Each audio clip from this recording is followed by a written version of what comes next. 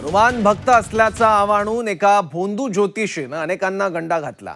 लोकांच्या भविष्याचा ताळेबंद मांडणाऱ्या या भोंदू ज्योतिषानं अनेकांना कोट्यवधी रुपयांनी गंडवल्याचा आरोप आहे। नाशिकमधल्या या ज्योतिषीच्या नावे कारणे दाखवा नोटीस जारी करण्यात आली आहे। पाहूयात। हात दाखवा आणि नशीब बदला या जाहिरात बाजीला भुलून नाशिकमधले अनेक जण एका ज्योतिषीकडे गेले। त्यानंतर मात्र त्या लोकांवर पोलिसांचे उंबरठे झिजवण्याची वेळ आली आहे। नाशिकच्या सचिन देशमुख या ज्योतिषानं लोकांची तब्बल 36 कोटी रुपयांची फसवणूक केल्याचा आरोप होतोय।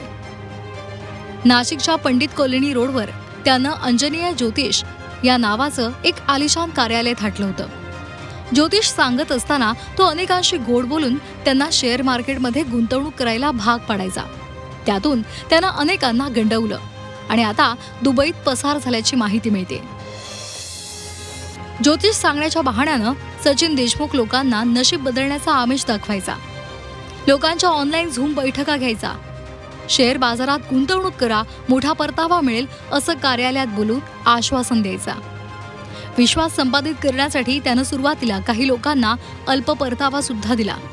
त्यानंतर मात्र जास्त नफ्याचं आश्वासन देत त्यानं कोट्यवधी रुपये उकळले आणि त्यानंतर तो फरार झाल्याचा आरोप आहे। सायबर पोलिसांच्या तपासानुसार 321 जणांची फसवणूक झाल्याची तक्रार आहे।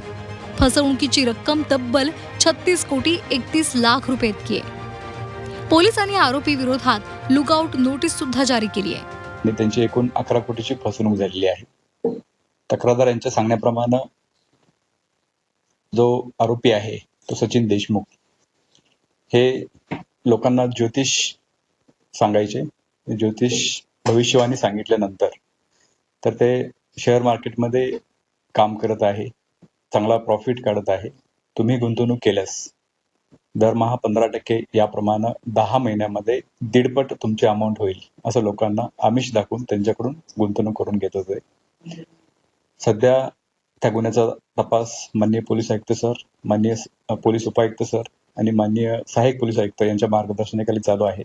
सदरचा आरोपी हा सध्या विदेशात फरार झाल्याचं सांगण्यात येत आहे। ज्योतिषाच्या नावाखाली शेकडो लोकांना शेअर मार्केटच्या जाळ्यात ओढणाऱ्या सचिन देशमुखची कुंडली आता सायबर पोलिसांनी हातात घेतली आहे। या गुन्ह्याची व्याप्ती दिवसेंदिवस वाढत चालली आहे। ज्यांची फसवणूक झाली आहे त्यांनी पुढे यावं असं आवाहन पोलीस करत आहेत। आता या फरार झालेल्या भोंदू ज्योतिषाला पोलीस दुबईतून कधी खेचून आणतात हे पाहणं महत्त्वाचं। ब्युरो रिपोर्ट, झी 24 तास, नाशिक।